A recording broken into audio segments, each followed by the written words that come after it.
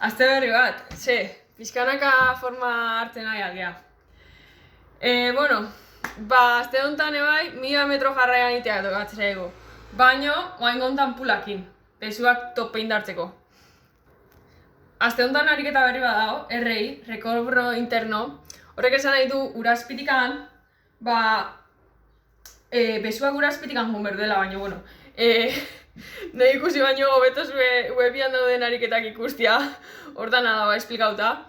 Eta sentituko zuen hasieran ez dezuela eser aurreratzen, baino, jungo zate hartzen trukilua.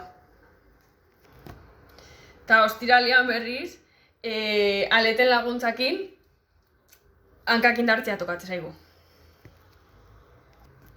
Bizikletai dagokionez, asteartean progresio batzuk sartu ditu Hektorrek, eta igandeko bueltan mantendu ditu. Nik pertsonalki, ibilbidea aldatzen jutia gomendatet. Hartakaba ez aspertuko, eta leku berriak ezagutuko ditugu. Osteguneko korrika saioan,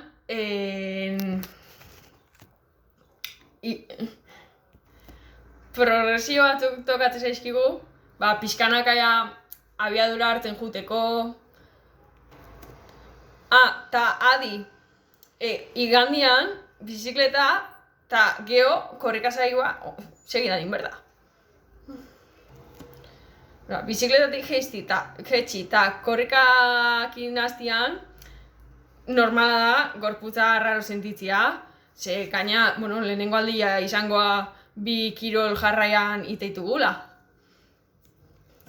Baina, sentsazioak hartzen juteko, zer dan ikusteko, ondo dago. Eta era honetan muskuluak